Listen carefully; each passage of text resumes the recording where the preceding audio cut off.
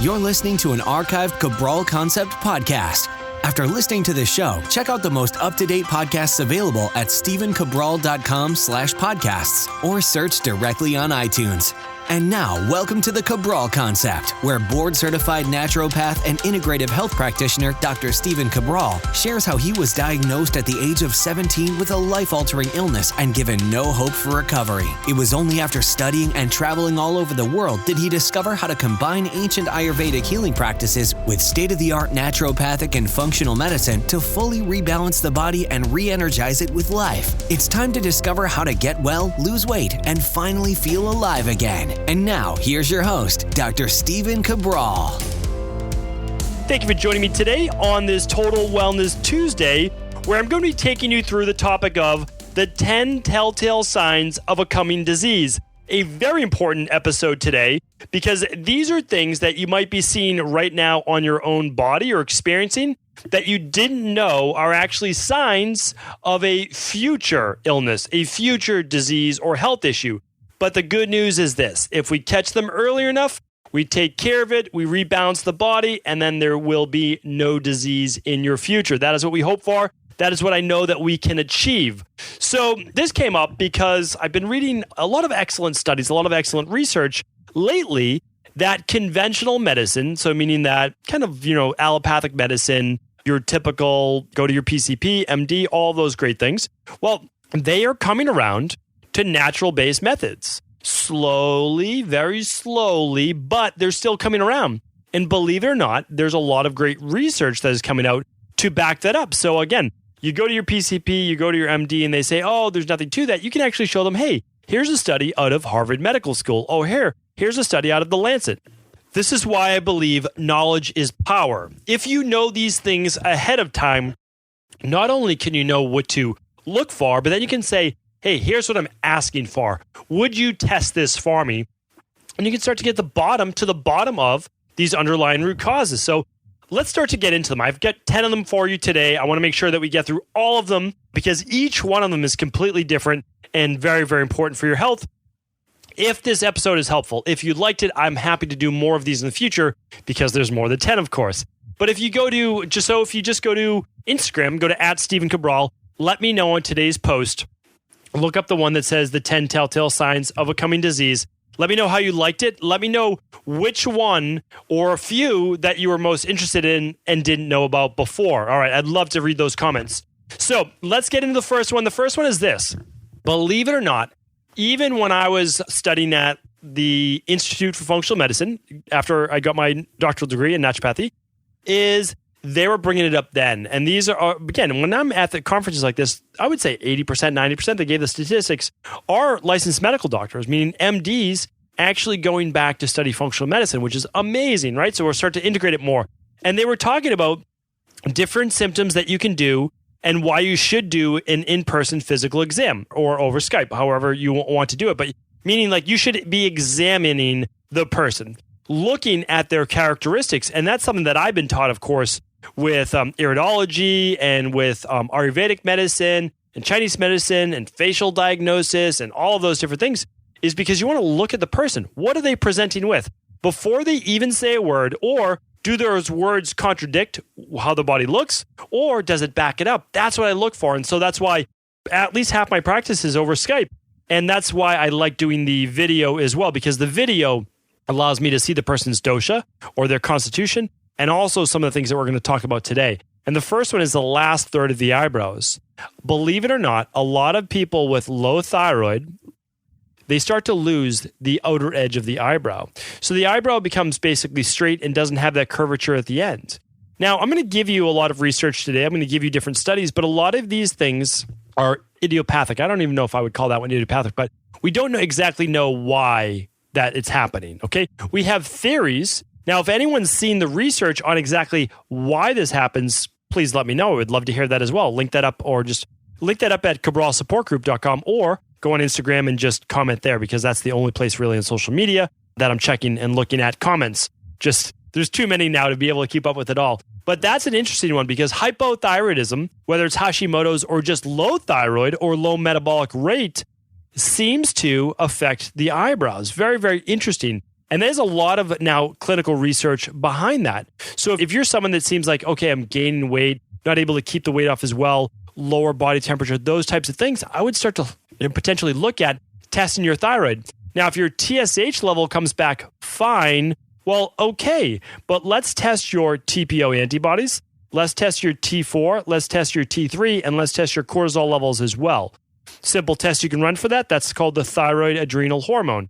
You can run it or not, but at least test your TSH on your annual blood work. That's important. That's the first step to look at that, because these are not difficult things to rebalance. They're honestly not. So that's a simple one. I wanted you to check that out. Just obviously look in the mirror. If you're driving, don't look in that rearview mirror right away. Wait till you're stopped and then check that out. So that'd be interesting. And again, everyone's eyebrows are a little different. So what I'm saying for you and a lot of these is it starting to change? That's the important thing. Are you losing that outer third? That's important to look at. All right, another one on the face that I wanted to bring you, and I'm just going to bring you a couple of the studies. That's it, because there's just so much research on this. This is something that I look for every single time in my practice as well. But there's something called the diagonal crease on the earlobe. Okay, so your earlobe should be nice and smooth. The earlobe is the kind of the flappy thing, below your ear. That's it. That's the technical term for your earlobe. What you're not supposed to do is see a diagonal crease, a line basically against it. I'm telling you right now that you know this, you're going to start to look at people in your work and family and all of those things, at least over today, and you're going to see if they have a diagonal line. And the people with the diagonal line, potentially, this isn't definite, but potentially there's a connection between that diagonal earlobe crease and cardiovascular-based disease or coronary artery disease. That means potential for heart attack, heart disease, those types of things. Okay, there's been a lot of studies. 1982, study on 340 people. Okay, what they found was that the crease suggested the presence of a more severe form of heart disease than people who were just showing symptoms alone. The study went on to say, this crease may identify a subset of patients prone to early aging and to early development of coronary artery disease whose prognosis might be improved by early preventative measures. Okay, what's naturopathic medicine? What is naturopathy? Well, it's helping people with chronic-based issues, but it's also in the prevention of disease. Why? We're keeping the body healthy. That's what a good health practitioner is doing. Whereas conventional medicine, again, I love conventional medicine for acute-based care. That means emergency, let's take care of it. Love it for that. No doubt about that. But if we're talking about preventative, show me how conventional medicine talks about the nutrition, the exercise, the sleep, the de-stressing, all those things to prevent disease. It doesn't, okay? So what we're talking about is this type of research, this type of work. Now, again, this is published. So let's see the next one. I wanted just to bring you a few of these studies as well, see if I can link them up as well. This is actually from Healthline, which is a nice little, I would say, a grouping of different studies all put in one place. So super simple.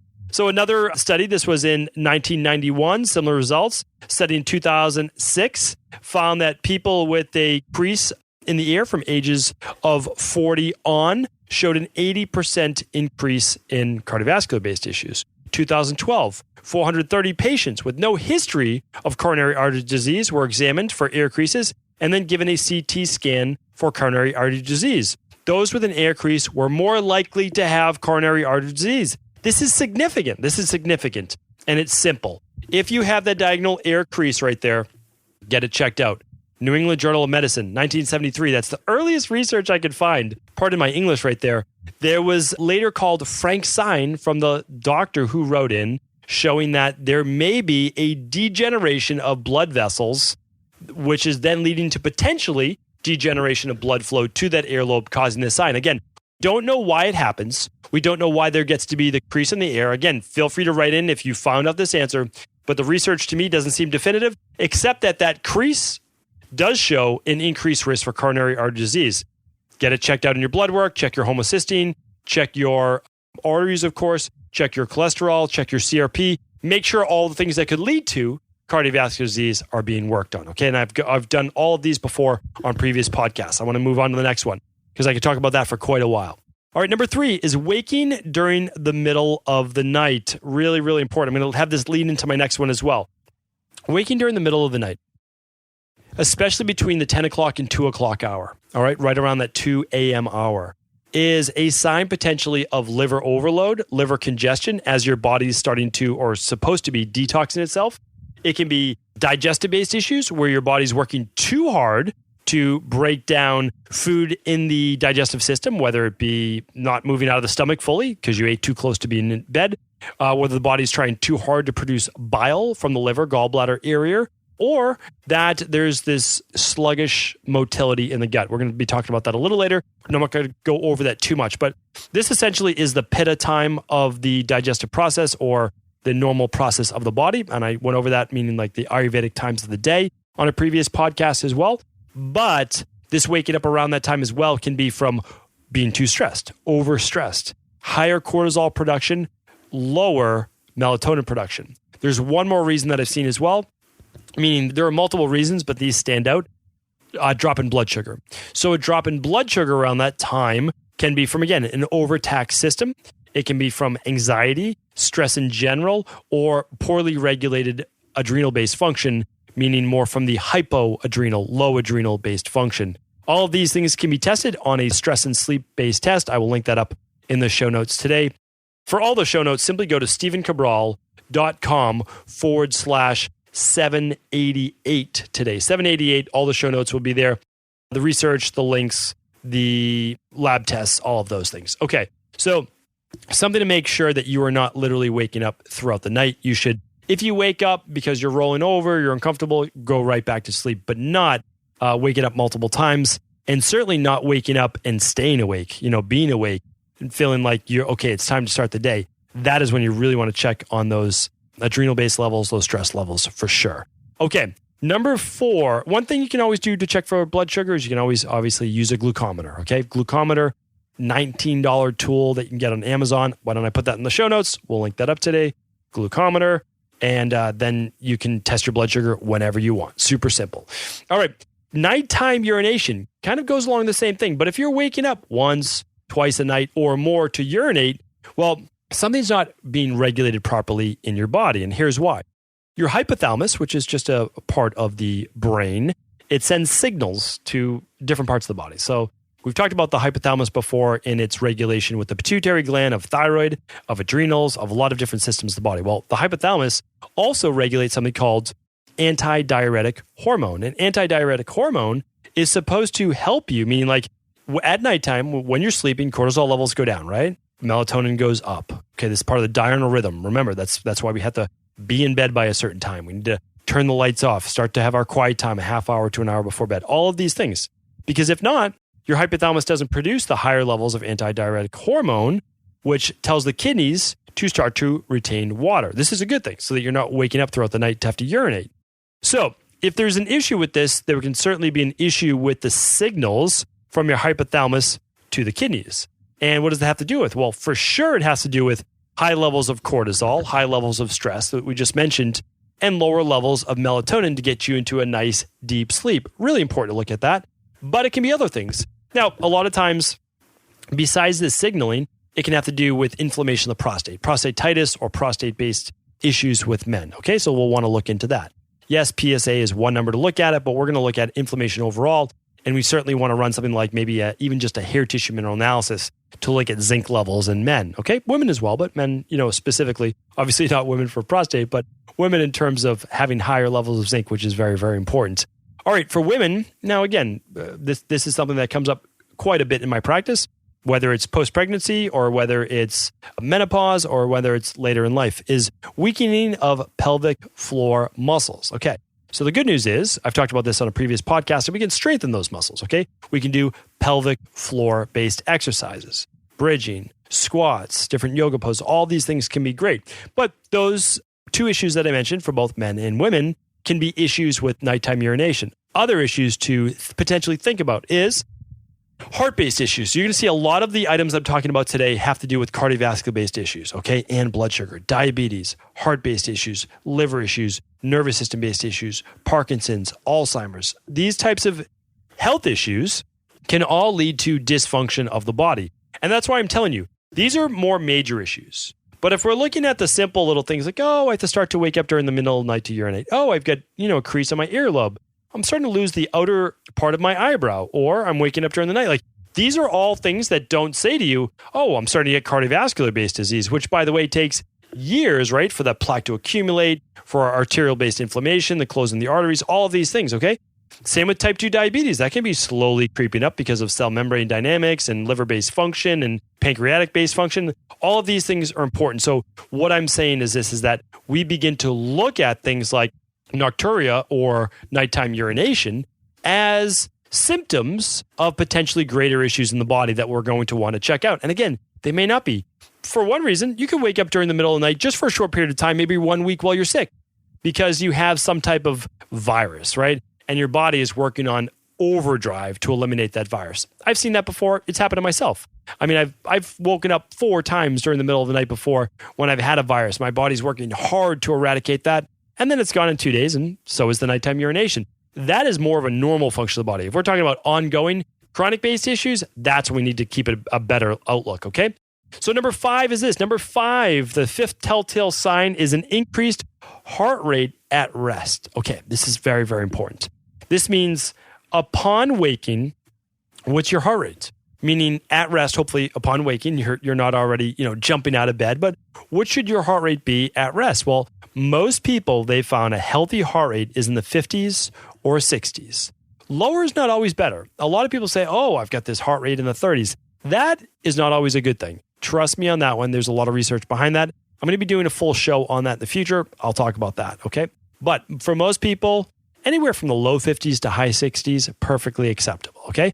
Once we start getting in the 70s, that's high normal. That is high normal. That's not normal. Once we get in the 80s, that's not normal anymore. You should not have a resting heart rate in the 80s. So when you wake up, look at your resting heart rate, okay? Check that out. What is it? Is it in the 50s? Is it in the 60s? Why does this matter? Because when you get to know your resting heart rate, and you test this on a daily basis for a week or two, well, you know what it typically is.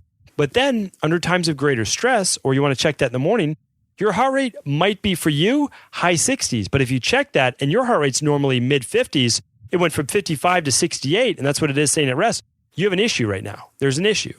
Now, what does it most likely mean? It means your body's either overtrained from too much exercise the last couple of days or weeks or months, or your body's fighting something. And it's one of those easy things to check. Hey, maybe I shouldn't go hard today in my workout. Maybe it should just be a walk. Or maybe I should just do a lighter workout than I typically do, not max it out. This is an easy way to look at these things for overtraining. And again, on a previous podcast, I just went through those specific ones. Let me give you that link right now because I don't know if it's going to make it to the podcast in time. And that's 783, last Thursday, the 10 signs you're in danger for overtraining. Check out that show if you haven't already. Okay, so resting heart rate, what's another way to do it? I also like making sure that before bed, your heart rate's in that 50 to 60 range as well. How can you really check? Well, 5 minutes after you're done exercising, this is a totally different one, but this is recovery. Your heart rate should be back down, like way back down if you're seated. And I'm talking about back in the 60s. It can be a really intense workout, might take a little longer, but they call it 5-minute rest and recovery. A really good sign of your cardiovascular shape is getting your heart rate back down to your resting heart rate. Again, that might be 50s, 60s, whatever it is. All right, great one to look at. Check that out. And along the same lines, you can do all these things basically at the same time. You can kind of do like a 5-minute health check in the morning. Lowered AM temperature. When you wake up, what's your temperature? Okay. Normally, it's going to be lower when you sleep. That's how your body goes into a little bit of a hibernation, deep sleep. That's normal. That should happen. Okay. Certain processes of the body start to calm down. Body temperature is one of those. That gets you into a deeper healing-based state, a parasympathetic nervous system-based state. That is where healing takes place. It's the opposite of the fight or flight. Okay. So here's the deal though. If your heart rate, though, is below the 98s, okay, anything in the 98s, I look at body temperature all the time in my practice. Anything in the 98s is fine. Only about 1 out of 10 people I test is a 98.6. That's considered perfectly normal. But anything in the 98s, 98.2, 98.8, all of those are fine. When it goes down to 97.6, 97.8, okay, you have lowered body temperature. I've seen people in my practice with high 95s. That is dramatically low for body temperature. Okay. That is low metabolic rate, low metabolic state. What does that mean? Well, it means that your body is in literally a hibernation. Am I saying that correctly? Hibernation, something like that, base state. And that is showing that your body's in serious need of repair. So it's pulling back into that. That can typically mean low thyroid. But again, what's low thyroid? Low metabolic state. It's putting you in that hibernation-based state. Okay, so let's look at that.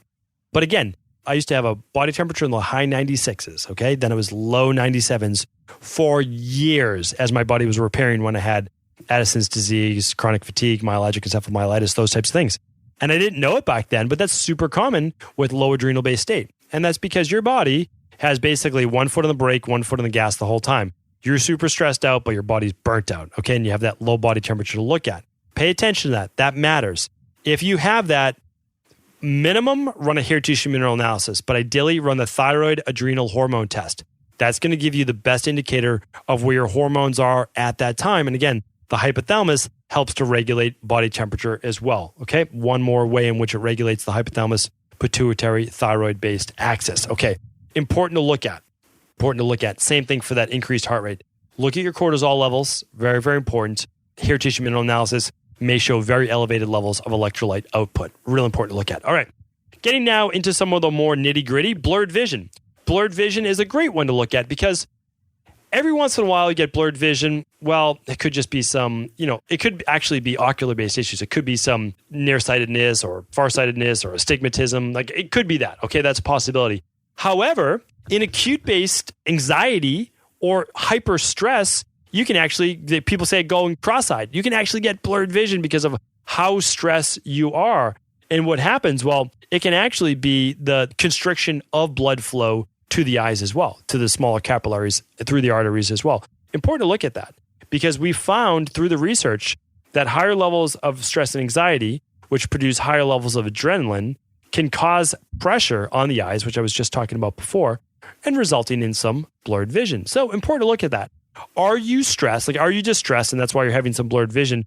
Or is there something deeper? And what are the deeper things? Well, the deeper things could be actually be a blood sugar dysregulation.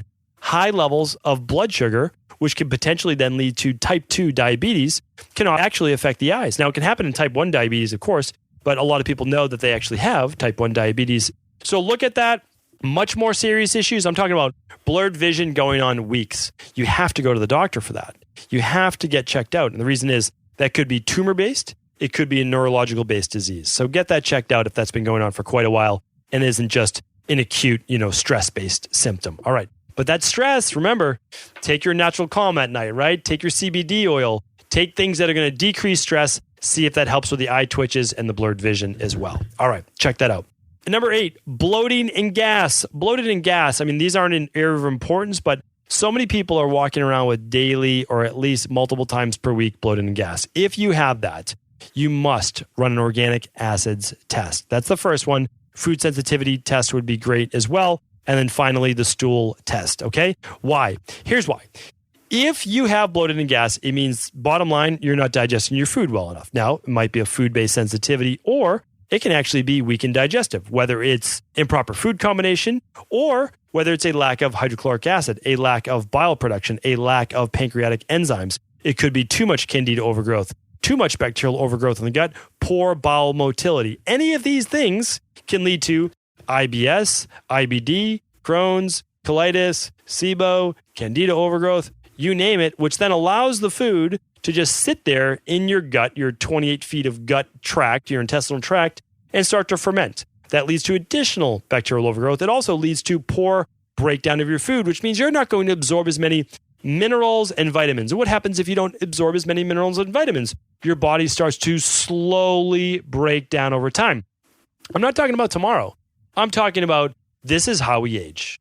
We age more rapidly as our digestion weakens because why? We can't repair as quickly, all right? So if you can't repair as quickly, you're going to break down faster, then you start to build back up. That is the definition of aging right there, okay? So check that out. It's so important because also if these things lead to leaky gut, which a lot of times they do, or increased intestinal permeability, remember that's one cell. It's one cell keeping these pathogens and bacteria and food byproducts from entering into your blood. But when those cells start to get a little bit wider space-wise, it leads to proteins and lipopolysaccharides, things moving into your gut, which then your immune system starts to attack. That leads to inflammation, which then can eventually lead to autoimmune-based issues. Remember, if your doctor tells you we don't know why you have the autoimmune issue, you should probably get a second opinion. I'm just going to say that because we know why these autoimmune-based issues happen, all right? The gut-based issues are 90% of all autoimmune issues. It might not be the only thing, but if you're dealing with a gut-based issue or you're dealing with an autoimmune-based issue, you need to look towards the gut. Really, really important. Okay, I could talk about the gut all day, so let's move on to the next one. The next one is a weak grip. A lot of people wouldn't know about this, but a weak grip as we age or at any age, and it's just for like a couple minutes, it's just ongoing. My grip's getting weaker. Why is that happening? Well, I'm not talking about numbness, okay? Numbness in the hands is different. That could be from carpal tunnel, nerve impingement, lack of certain B vitamins, higher blood sugar levels, all of those issues, okay? That's more numbness based. I'm not talking about that. I've actually answered that question many times in the Cabral House Call. So you can literally go to stephencabral.com/podcast, and anytime you want, type in your keyword, in this case, numbness, and you'll see the podcast that have talked about that before, or carpal tunnel, whatever you want to look up. It's right there. There's a search box at stephencabral.com/podcast. But a weak grip, this is a great study. So this is out of McMaster University in Hamilton, Canada. They do a lot of research, and I've actually quoted them multiple times on the Cabral concept, is they studied over 130,000 people, okay? 139,691 people to be specific from the study. Ages 35 to 70, okay? So what they were looking for was, and this is a very broad spectrum of people, they found that for every 10 pounds, well, they're obviously looking for weak grip, but for every 10 pounds of lost grip strength, people had a 16% higher risk of dying within the next 4 years of any cause. There were 70% more likely to die of a heart attack or a stroke, and 7% more likely to have a non-fatal heart attack. So the research went on to say that grip strength could be an easy and inexpensive test to assess an individual's risk for death and cardiovascular disease. And I would add to that, an all-cause mortality.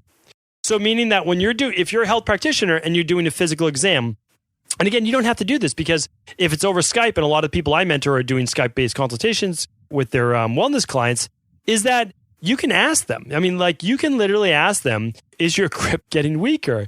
And so what you want to do is you can test that. Now you can actually have them purchase a hand grip strength tester. Why don't I link that up today? I'm going to put that in there. So hand grip tester. And you can actually see, is it getting stronger? Is it getting weaker? Is it just because you're deconditioned? Or does someone say to you, hey, my grip's getting weaker? Why is that? Well, we can look into the different causes, but it can be arterial-based issues, cardiovascular-based issues, and we want to look at the overall, I love the term plumbing of the body. You want to look at the overall blood flow, the overall cardiovascular-based system. How are things moving in and out? All of that really, really important.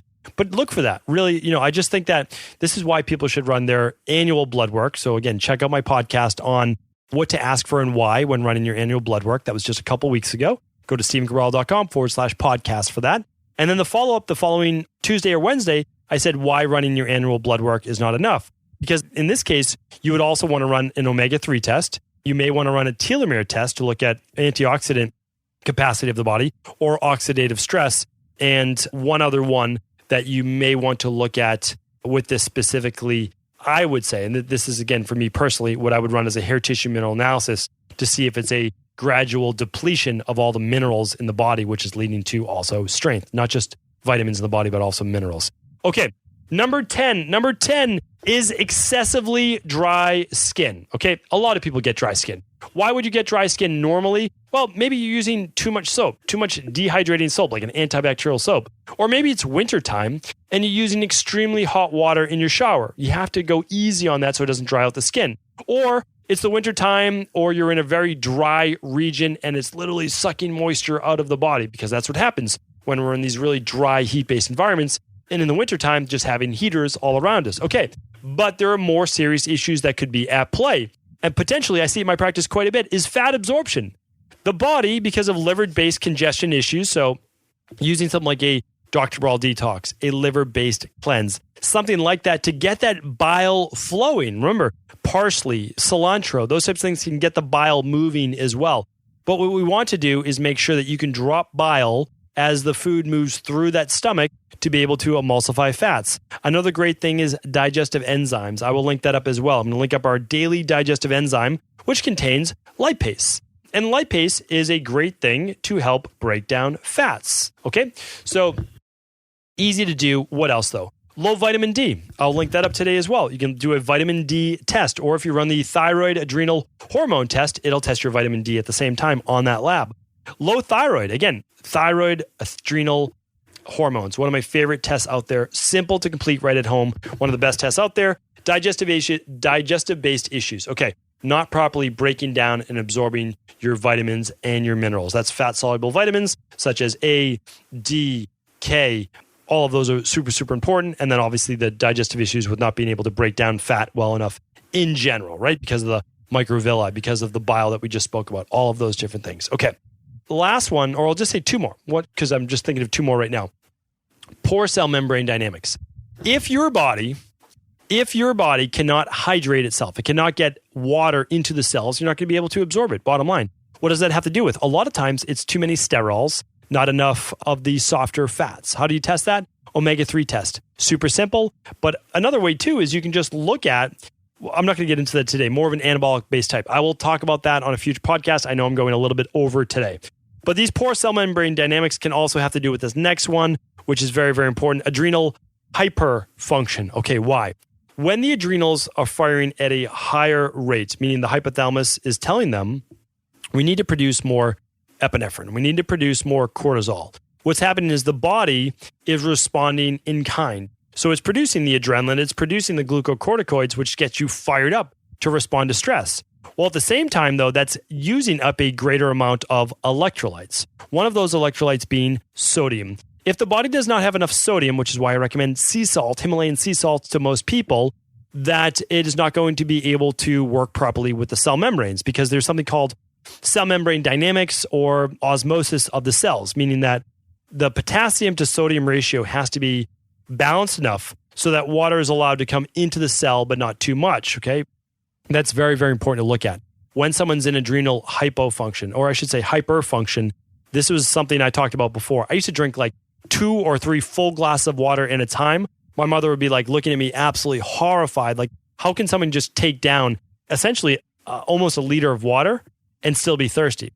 And the reason why someone like myself could be so thirsty is because although I was drinking the water, I was not absorbing it. So like I've said before, and again, I'm not the first person to say this, but you are not what you eat, you are what your cells see. It's what your cells eat that you become. So since my cells could not absorb the water because of a lack of electrolytes, I was electrolyte depleted. And again, I've alluded to this earlier, but mainly sodium, that I couldn't get it into the cells. I couldn't get it working. And because of that, of course, I became more fatigued. Had I been given a pinch of sea salt in that water, such as Himalayan sea salt that I recommend, and even a little bit of a squeeze of lime, well, now I would have got the sodium, I would have got the potassium, and I would have had better cell membrane dynamics. That water would have been more alive, meaning that there were actual minerals in the water that my body could then say, okay, well, we need minerals anyways in order to be absorbing this water, in order to actually utilize it. You can't just put distilled water into your body without expecting it to have to use some of your minerals. Now, distilled water can actually be beneficial for some people. I'm not going to get into that today for a shorter period of time because it can start to draw some minerals out of the body and some heavy metals out of the body. We won't talk about that today. But in the case of adrenal hypofunction or low functioning adrenal glands, and even high because you're under stress, your body needs those electrolytes. And again, this is really clear if you run a hair tissue mineral analysis. Now, maybe you never will. That's okay. But if you have very dry skin or you have excessive thirst, you can look at those. I guess that's even a bonus 11th point right there. You can look at those things. Another great lab. Again, the very first lab that I ran in functional medicine with a doctor that put me on the right path. I run that same lab today. It's amazing. It's funny how things come full circle. But that's called the adrenal hormone lab, sometimes called the stress-based lab. We call it the adrenal hormone. You can also run the thyroid adrenal hormone, which is even a step up from that. That adds your thyroid levels, and it adds your vitamin D and the hemoglobin A1C, insulin as well. All of those things are so remarkable. But I'm telling you right now, hopefully today's podcast was beneficial. If it was, I always love to hear from you. Just go to Instagram and at Stephen Cabral. Just let me know what you thought about today's show. Let me know which ones were new to you, which ones you'd heard about, which ones you may even have yourself. Because I don't want you to be worried. The whole point of today's show is if you can find these things on yourself or a family member and you can test them, and they're all simple to test. I'll link them up in the show notes today. Go to stephencabral.com/788. A lot of these things, blood pressure monitors, glucometers, oximeters, like easy things, simple to have at home. Using things like digestive enzymes or vitamin D, like again, really easy things. And then you can run the lab testing if you really want to get to the bottom of what's going on. But when you catch things early enough, you really can rebalance your body. And that's what it's all about. Remember, all these disease-based states, or even the cardiovascular-based disease, the coronary artery disease, the strokes, the Parkinson's, all of those things, they begin initially with imbalances and then become greater and greater and greater. I just believe that each one of us can take back control of our health if we get to the bottom root causes of what's truly causing these later, larger based issues. So hopefully these 10 telltale signs help today. I appreciate your listens. And as always, please do feel free to share this show with anyone you believe it could help. Are you ready to heal yourself and then go on to heal others? If so, the Integrative Health Practitioner Institute can help you discover proven functional medicine protocols that blend the best of 7 different healing disciplines from around the world. I personally share with you the exact handouts and protocols I use in my private practice that enable people to get well, lose the weight, and live longer, stronger. I want to pass this information on to the next generation of health coaches, and that is exactly why I created IHP. We are the future of the health coaching industry, and the skills and knowledge you will learn will make you an in-demand certified health coach anywhere in the world. Although we have many medical professionals taking the IHP certifications, no experience is necessary, and half our members have no previous health certifications. At the Integrative Health Practitioner Institute, our motto is a health coach in every home. Our goal is that you take this knowledge and then share it with family, friends, loved ones, your community, or in a practice where you create a career you love and can be proud of. The global IHP community is filled with some of the most kind and caring people in the world, and we can't wait to welcome you into our world soon. For more information or to set up a discovery call with one of our IHP Health Coach graduates, simply head over to integrativehealthpractitioner.org.